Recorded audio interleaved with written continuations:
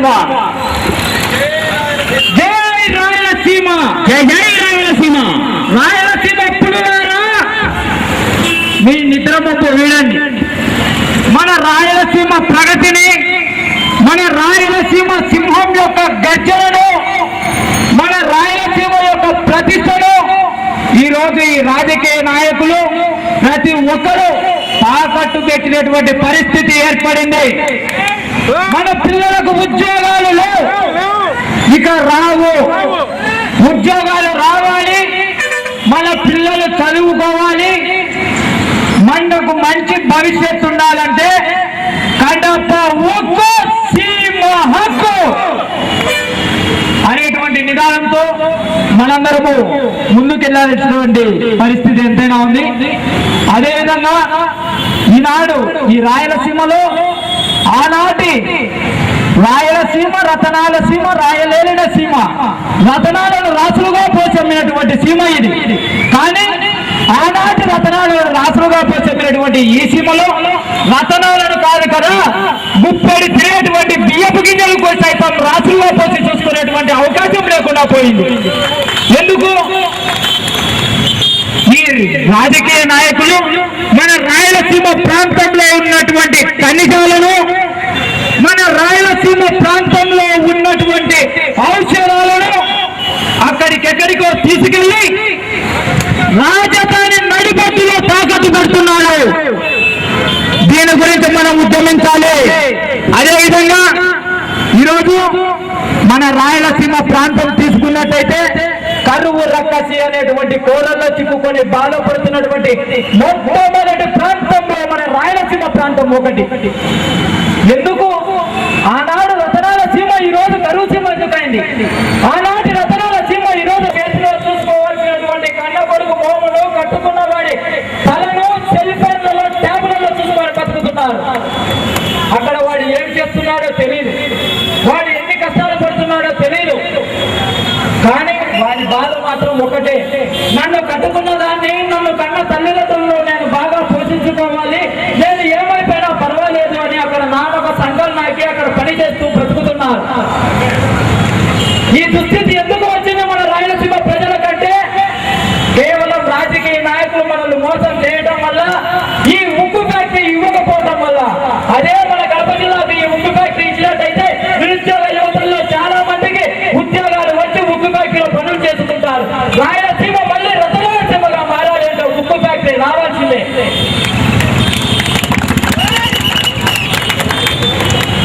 అదేవిధంగా ఈరోజు మన పొలపై అక్కడెక్కడో రాజధానిలో అమ్ముకొని రాజభోగాలను అనుభవిస్తున్నారు. ఇక్కడ మటుకు మనకు బీద బతుకులు అడుక్కు తినేటువంటి, అయ్యా మా ప్రాంతానికి నిధులు ఇవ్వండి అయ్యా అని అడుక్కోవాల్సినటువంటి పరిస్థితి ఏర్పడింది. మనల్ని మోసం చేస్తున్నారు. మనం మేలుకోవాలి, సింహాలే గర్జించాలి. ఆ గర్జన ఏమిటో ఈ ముక్కు ఫ్యాక్టరీ సాధనతో ఈ గల్లీ నుండి ఢిల్లీ వరకు వినపడాలి.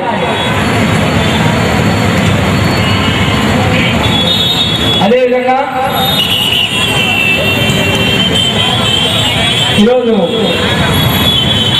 చదువుకునేందుకు తగిన ఉద్యోగాలు లేవు, తినడానికి పట్టేడు అన్నం లేదు, తాగడానికి పుట్టాడు మంచినీళ్ళు లేవు. ఆనాటి శ్రీకృష్ణ దేవరాయల కాలంలో సంవత్సరానికి 4 పంటలు వేసేటువంటి రైతు ఈరోజు ఈ రాజకీయ నాయకులు పాలనగా పండించుకోలేటువంటి తీర పరిస్థితుల్లో ఉన్నారు. ఆనాడు మనం ఈ రోజు అన్నము తింటామో తినలేమో అన్న గ్యారెంటీ మనకు లేదు. కాబట్టి రాయలసీమ ప్రాంత ప్రజలు అందరూ ఇకనైనా మేలుకొని సింహాల వలె గర్జించి పులుల వలె తీరించి అందరికీ నా యొక్క హృదయపూర్వక ధన్యవాదాలు. ముఖ్యంగా కడప ఉక్కు సీమ హక్కు అనే నినాదంతో కడప జిల్లా వ్యాప్తంగా ఉక్కు సాధన సమితి కన్వీనర్ గా జిల్లా వ్యాప్తంగా రాయలసీమలో ఉన్నటువంటి కరువు రక్కసిపై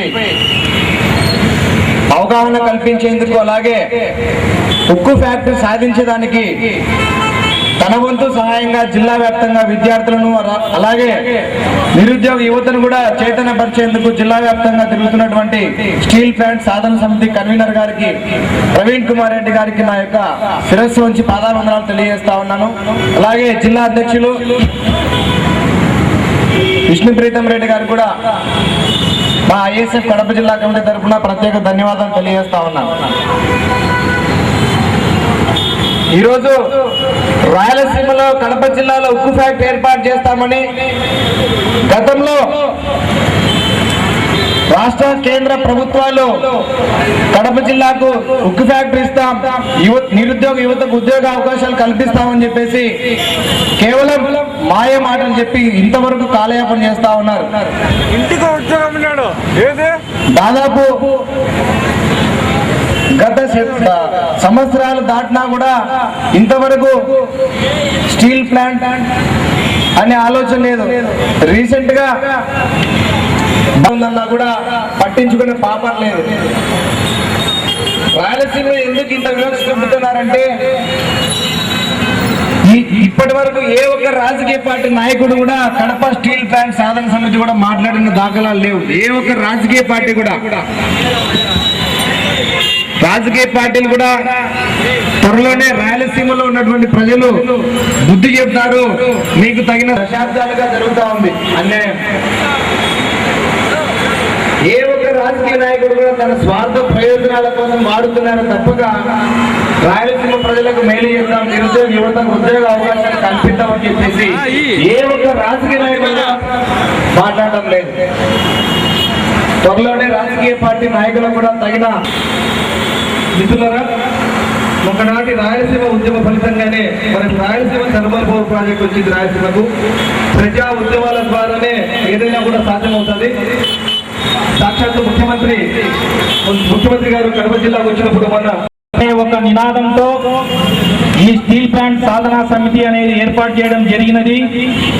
ఈ స్టీల్ ప్లాంట్ సాధనా సమితి ఏ ఒక్క రాజకీయ పార్టీకి సంబంధించింది కాదు. ఏ ఒక్క రాజకీయ పార్టీ నాయకుడికి కూడా ఈ స్టీల్ ప్లాంట్ సాధనా సమితిలో ప్రవేశం లేదు. ఒక్కటి మీరు ప్రజలు మా స్టీల్ ప్లాంట్ సాధనా సమితికి రాజులు గాని మంత్రులు గాని దిశ నిర్దేశించే వ్యక్తులు ఎవరు అంటే అది కేవలం కడప జిల్లాలో పుట్టిన ఆ పులి బిడ్డలే మా యొక్క స్టీల్ ప్లాంట్ సాధనా సమితికి భారతులు. మీరు ఏం చెప్తే అది ఒక్కసారి ఆలోచన చేయండి. కడప ఈ పేరు చెప్తానే రాష్ట్ర చిత్రపటంలో ఈ విభజించబడిన 13 జిల్లాలు ఉండే ఈ ఆంధ్రప్రదేశ్ లో కడప అనగానే ఆ జిల్లాను తీసి పక్కన వేయండి, ఈ జిల్లాతో మనకేం పని లేదు, ఈ జిల్లాను పక్కన వేయండి అని ఇప్పటి పాలకులు కడప జిల్లాను రాష్ట్ర చిత్రపటంలో తీసి పక్కన పెట్టారు. మరి మీకు తెలుసు, ప్రభుత్వాలు ఏర్పడి 2.5 సంవత్సరం అవుతుంది. ఏ ఒక్క పరిశ్రమ కడప జిల్లాకి ఇచ్చారా? కడప అనగానే సినిమాల్లో ఒకరు చూపిస్తారు, చెన్నకేశవరెడ్డి, సమరసింహారెడ్డి. ఈ జిల్లా కడప అనగానే ఇక్కడ బాంబుల జిల్లా అంటారు. ప్రజలు మీరు నిజం చెప్పండి, మనం ఫ్యాక్షనిస్టులమా, మనం రౌడీలమా? మరి అలాంటి మనల్ని రాష్ట్ర చిత్రపటంలో రౌడీలుగా గుండాలుగా చిత్రీకరిస్తారు. మీకు ఒక చిన్న ఉదాహరణ చెప్తా. కడప జిల్లాలో పుట్టిన ప్రజల మనస్సు ఎలా ఉంటుంది అంటే, మన ఇంటికి దేహి అని శత్రువు వచ్చి అడిగితే సాయం చేసే గొప్ప మనసున్న వ్యక్తి ఈ రాష్ట్రంలో ఎవరున్నారంటే కేవలం అది కడప జిల్లాలో పుట్టిన ముద్దు బిడ్డలకు మాత్రమే ఉంది. మీరు ఒక్కసారి ఆలోచన చేయండి. వాళ్లకు తినేదానికి తిండి లేకపోయినా వాళ్ళకి ఒక పూట ఆ పరిస్థితి లేదు. మీరు ఒక్కటే ఆలోచన చేయండి. ప్రత్యేక హోదా మన ఆంధ్రప్రదేశ్ కు వచ్చే పరిస్థితి కనిపించడం లేదు. ఇంకొక ముఖ్య విషయం, ఈ స్టీల్ ఫ్యాక్టరీ వస్తే ఈ కడప జిల్లా ఇలా ఉండదు. ఈ కడప టౌన్ ఒక పెద్ద మహానగరం అవుతుంది. మీరు ఆలోచన చేయండి. వైజాగ్ లో ముందు స్టీల్ ఫ్యాక్టరీ రాక మునుపు వైజాగ్ ఒక చిన్న పట్టణం. మరి ఆ వైజాగ్ ఈరోజు చూస్తే ఒక పెద్ద మహానగరం అయింది. మరి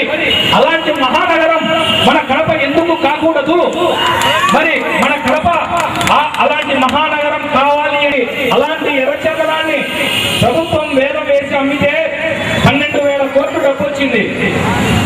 మరి 12,000 కోట్లు డబ్బు వచ్చినప్పుడు ఏ ఒక్కరైనా మన రాయలసీమ వాళ్ళు అయ్యా ఇది ప్రపంచంలో ఎక్కడ దొరకనిది, దాని నుంచి వచ్చిన డబ్బులో కనీసం 10% మా జిల్లాకి ఇవ్వండి, మరి ఆ 12,000లో 1,200 కోట్లు మన జిల్లాకి ఇస్తే ఇదే గండికోట పూర్తి చేసుకుంటాము, తర్వాత బ్రహ్మంసాగర్ పూర్తి చేసుకుంటాము, బుగ్గవంకాను ఆధునీకరించుకుంటాము, తర్వాత పులివెందుల బ్రాంచ్ కెనాల్కు నీళ్ళు ఇస్తాము, గండికోటకు మేము నీళ్లు తెచ్చుకొని మా ప్రాంతాన్ని కూడా ఒక కోనసీమ చేసుకుంటాము అని ఏ ఒక్కరైనా అడిగారా? 10% ఎలక్షన్ డబ్బు ఇస్తే కడప జిల్లా ఒక కోనసీమ అవుతుంది. కడప జిల్లా రాష్ట్రంలో ఒక మంచి నగరం, ఒక యువకుడు ఇచ్చిన ఈ మద్దతు చూస్తుంటే, ఈరోజు ఈ జనసంగ్రామం చూస్తుంటే ఖచ్చితంగా ఈ విశ్వనాథరెడ్డి ఇచ్చిన మద్దతుకు ఈ కడపలో వచ్చిన జనము మీ అందరూ ఒక్కొక్కరు ఇంటికి వెళ్ళిన తర్వాత మీ బంధువులకు మీ స్నేహితులకు వివరించండి. కడప జిల్లాకు స్టీల్ ఫ్యాక్టరీ తెచ్చుకోకపోతే మన జిల్లా మరొక రాజస్థాన్ అవుతుంది. ఇంకొక చిన్న విషయం, మన ప్రాంతంలో తల్లిదండ్రులు పిల్లవాడిని చదివించి ముసలితనం వస్తుంది, నా కొడుకు ఎక్కడో కువైట్లోనో దుబాయ్లోనో పనిచేస్తా అంటే మరి ఇదే స్టీల్ ఫ్యాక్టరీ వస్తే అదే పిల్లవాడు ఇక్కడ స్టీల్ ఫ్యాక్టరీలో పని చేసుకుంటూ సాయంత్రం అయ్యేసరికి ఆ తల్లిదండ్రులు జన్మనిచ్చినందుకు ఆ తల్లిదండ్రులకు ఇంటికి పోతూ ఒక 50 రూపాయలకు ఏదో ఒక పండు ఏదో ఒకటి తీసుకువెళ్ళి ఆ తల్లిదండ్రులు నిజంగా తల్లిదండ్రులు ఎంత గర్వంగా ఉంటారో మీరు ఒక్కసారి ఆలోచించండి. మరి అలాంటి డెవలప్మెంట్ మనం కోరుకుంటున్నాం. మనం ఏమి స్టీల్ ప్లాంట్ అనేది మనం అడుక్కోవడం లేదు.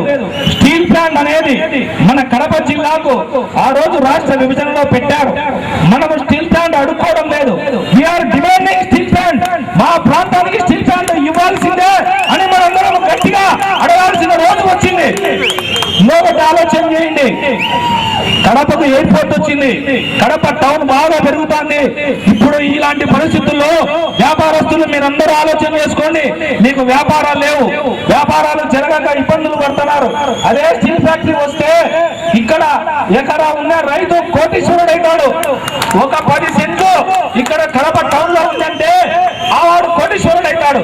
మళ్ళీ అలాంటిది మనమందరము ఒక్కసారి ఆలోచన చేయండి. మేము స్టీల్ ప్లాంట్ సాధనా సమితి తరఫున ఏ ఒక్కరి దగ్గర నుంచి చందాలు కానీ ఎవరి దగ్గర నుంచి కానీ డబ్బులు వసూలు చేయడం లేదు. మేము మీ దగ్గర నుంచి ఒక్కటే కోరుకుంటున్నాం. మేము ఆగస్టు నెలలో పొద్దుటూరు టౌన్ లో ఒక భారీ బహిరంగ సభ ఏర్పాటు చేస్తున్నాం. తర్వాత జనవరిలో కానీ ఫిబ్రవరిలో కానీ కడపలో ఒకటి ఏర్పాటు చేస్తాం. ఈ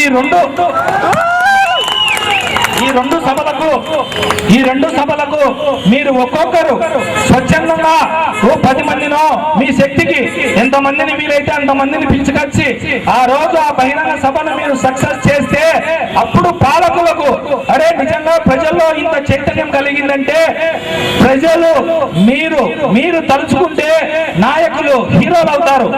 ఇదే ప్రజలు మీరు కన్ను ఎర్ర చేస్తే ఇదే నాయకులు జీరోలు అవుతారు. మరి మీరు ఆలోచన చేయండి, చెయ్యి గడుపుదాం, ఈ స్టీల్ ఫ్యాక్టరీ సాధించుకుందాం. జై రాయలసీమ, జై రాయలసీమ, కడప ఉక్కు సీమ హక్కు, కడప ఉక్కు సీమ హక్కు. ఈ అవకాశం ఇచ్చిన మీ అందరికీ పేరు పేరున శిరస్సు వంచి నా హృదయపూర్వక ధన్యవాదాలు తెలియజేసుకుంటున్నాను. ద్వారా వింటున్నా, చాలా దూరం నుంచి వింటున్నారు, వారందరికీ నా హృదయపూర్వక నమస్కారములు. ఈ రోజు మీరు చూస్తున్నారు మన పరిస్థితి చాలా దయనీయంగా ఉంది. అటు చూస్తే తెలంగాణ వాళ్ళు రాష్ట్ర సాధనతో హ్యాపీగా ఉన్నారు, ఇటు చూస్తే కోస్తాంధ్ర వాళ్ళు రాజధాని రావడం వల్ల వాళ్ళు హ్యాపీగా ఉన్నారు. ఎటు చూసినా అన్యాయం అయిపోయింది, ఓన్లీ మన రాయలసీమ మాత్రం. ఇటువంటి సమయంలో మీరు తెలీదు, చిన్న పట్టణం ఈ రోజు మహానగరం, రాజధాని కంటే కూడా ఎక్కువగా డెవలప్ అయిన నగరంగా అభివృద్ధి చెందింది. ఓన్లీ ఒకే ఒక కారణం, స్టీల్ ఫ్యాక్టరీ అక్కడ ఉంది కాబట్టి. ఈ రోజు కేంద్ర ప్రభుత్వం కానీ ఏదైనా నిధులు రావాలంటే, ఏదైనా పెద్ద పెద్ద ఫ్యాక్టరీలు రావాలన్నా, ఏదైనా ఒక ఇండస్ట్రీ రావాలంటే ప్రతి ఒక్కరి చూపు కూడా వైజాగ్ సైడే ఉంది. దానికి కారణం స్టీల్ ఫ్యాక్టరీ. ఈ రోజు పరిస్థితి చూస్తే మా విద్యా సంస్థల్లో చాలా మంది పేరెంట్స్ విద్యార్థులు చదువుతున్నారు. వాళ్ళ పేరెంట్స్ వచ్చి మా దగ్గరికి అడుగుతున్నారు, సార్ 10th అయిపోయిన తర్వాత లేదా ఇంటర్మీడియట్ అయిన తర్వాత డిగ్రీ అయిన తర్వాత బీటెక్ అయిన తర్వాత మా విద్యార్థులు పరిస్థితి ఏంటి, ఏం చేస్తే బాగుంటుంది, ఏం చేస్తే ఉద్యోగాలు వస్తాయి, మా వారి భవిష్యత్ ఏమిటి అని అడిగితే మేము చెప్పే స్థాయిలో లేదు. ఎందుకంటే గవర్నమెంట్ ఉద్యోగాలు లేవు, ప్రైవేట్ ఉద్యోగాలు లేవు, ఎటు చూసిన ఉద్యోగాలు అనేది మన కంటి చూపులో దరిదాపులో లేవు. అటువంటి సమయంలో స్టీల్ ప్లాంట్ సాధనా సమితి అధ్యక్షులు ప్రవీణ్ కుమార్ రెడ్డి, అలాగే మన కడప జిల్లా అధ్యక్షులు, మన కడప ఆశాకిరణం యువ కిశోరం ఎవరు విష్ణుభూతం రెడ్డి గారు, వీళ్ళిద్దరి రూపంలో మీ స్కూల్ భవిష్యత్తు, మీ పిల్లల భవిష్యత్తులో, అలాగే రైతుల భవిష్యత్తులో ప్రతి ఒక్కరి జీవితాలు మార్చే స్థితి మేము తీసుకొస్తామని ముందుకు రావడం జరిగింది. దానికి కారణంగా మేము మద్దతు ఇస్తున్నాం. ఈ స్టీల్ ఫ్యాక్టరీ రావడం వల్ల లక్షల మందికి ఉద్యోగాలు వస్తాయి. చదువుకున్న వారికే కాకుండా చదువుకోని వారికి కూడా ఉద్యోగాలు వస్తాయి. ప్రతి ఒక్కరం మేము ఎలాగైతే విద్యా సంస్థలు మద్దతు ఇస్తున్నామో మీరు కూడా నిరుద్యోగులు, ఇక్కడుండే వ్యాపారస్తులు, అలాగే రిటైర్మెంట్ అయిన ప్రతి ఒక్కరు మద్దతు ఇవ్వండి. ఈ రోజు ఇక్కడ మనం ఈ సభ జరుపుకుంటున్నందుకు మన స్టీల్ ఫ్యాక్టరీకి మీకోసం పాటుపడిన విష్ణు ప్రీతం రెడ్డి గారికి మరీ ధన్యవాదాలు తెలుగుతూ సెలవు తీసుకున్నాం. Thank you very much. జై కడప, జై కడప చేసుకున్నాడు. ఇంకా మొన్న పేపర్ చూసాం, మన రాయలసీమలో ఒక బీటెక్ విద్యార్థి వాళ్ళ తండ్రి ఒక రైతు 10 లక్షలు అప్పులు చేశాడంట. ఆ అప్పుల వల్ల ఆ అప్పులు కట్టలేక భూమి అమ్మాడు. భూమి ఉండే 2 ఎకరాలు నింది, అది అమ్మాడు. ఇంకా అప్పులు తినలే. అప్పులు తీయవు, ఎందుకంటే ఈ వడ్డీలో ఎక్కువ వసూలు చేస్తుంటారు కదా, కాబట్టి అప్పులు తీయ ప్రసక్తి లేదు. ఈ అప్పులు కట్టలేక, ఈ వడ్డీలు కట్టలేక లాస్ట్కి ఆ రైతు ఆత్మహత్య చేసుకున్నాడు. మొన్న ఒక పేపర్లో చదివాం, ఇద్దరు మొత్తం ఫ్యామిలీ అంతా ఆత్మహత్య చేసుకున్నారు. ఈ విధంగా రోజు పేపర్లో చూస్తూనే ఉన్నాం. మరి వీరందరికీ ఉద్యోగాలు ఎలా వస్తాయి? కనీసం వీళ్ళలో ఒక 50% మంది కన్నా ఉద్యోగాలు వస్తున్నాయా? ఉద్యోగాలు వస్తున్నాయా? రావడం లేదు. మరి వీళ్ళందరికీ ఉద్యోగాలు రావాలా? వీళ్ళకి ఉద్యోగాలు కావాలంటే ఏదైనా ఒక పరిశ్రమ రావాలా? ఆ పరిశ్రమ అంటే ఏది చిన్న చిన్న ఫ్యాక్టరీలు, చిన్నవి కాదు. ఒక్క ఉక్కు ఫ్యాక్టరీ వస్తేనే మనకు కడపకు వచ్చే ప్రతి ఒక్కరికి ఉద్యోగాలు వస్తాయి. ఈ ఉద్యోగాల కోసం మనం ఈ ఉక్కు ఫ్యాక్టరీ సాధించుకోవాలా. అంతేగాని మనం ఏదో వచ్చినాం ఇన్నాం పోయినామని కాకుండా ప్రతి ఒక్కరు ఇంటికి పోతానే దీర్ఘంగా ఆలోచించండి. మన పిల్లల భవిష్యత్తు ఈ రోజుతో పోదు. రేపు నా తమ్ముళ్ళు, రేపు నా బిడ్డలు, వీళ్ళందరి కోసం మనం ఒక్క క్షణం ఆలోచిస్తే ఉక్కు ఫ్యాక్టరీ కోసం మనం ఖచ్చితంగా పోరాడతాం. ఈ విధంగా మనము పోరాడకుండా రోజు వింటాం. రోజు పేపర్కి వస్తారు, సీఎం గారు వచ్చినారు, మొన్న వచ్చి ఒక మాట చెప్పారు, ఖచ్చితంగా ఇస్తాము స్టీల్ ఫ్యాక్టరీ. ఎప్పుడు ఇస్తారా స్టీల్ ఫ్యాక్టరీ? ఎప్పుడు ఇస్తాడు? మనం ఏం సాధించుకోలేమా? స్టీల్ ఫ్యాక్టరీ ఏం చేయాలి? ఇట్లాంటి ప్రభుత్వాన్ని ఏం చేయాలి? మీరే ఆలోచించండి, మీరే సమాధానం చెప్పండి. ఇంకొక చోట మన రాష్ట్రం కాకమని ఇంకొక చోట పటేళ్ల కోసం రిజర్వేషన్ల కోసం అని ఒక హార్దిక్ పాండ్యా పోరాడా, వాళ్ళ కాడ రిజర్వేషన్లు ఇచ్చా. ఇట్లా ప్రతి చోట ఇస్తారు. మనం ఎన్నిసార్లు అడిగినా ఇవ్వడంలే. ఎందుకంటే మనలో వాళ్ళకి ఆ కసి కనపడడంలే. ఆ కసి కనపడ మన చంద్రబాబు నాయుడు గారు స్పెషల్ ఫ్లైట్ లో వచ్చా 6,000 మంది పోలీసు వాళ్ళని 2 రోజులు పాపం వాళ్ళకు తిండి లేక, సరైన పడుకునేదానికి సౌకర్యం లేక ఎంత ఇబ్బందులు పడినారో ఏమంటే ఏం చెప్పుకోలేరు వాళ్ళు పోలీసులు కూడా.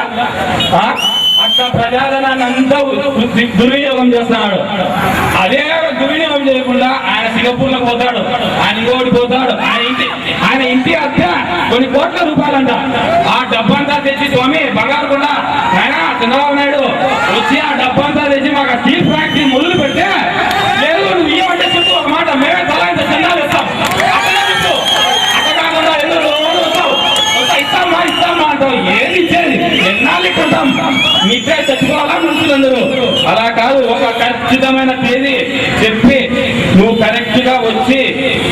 ప్రతిపాదన చేసి ఆ స్టీల్ ఫ్యాక్టరీకి శంకుస్థాపన చేస్తే ఆ రోజు మేము కూడా మీకు ఓట్లు వేసే పరిస్థితి ఉండాలి.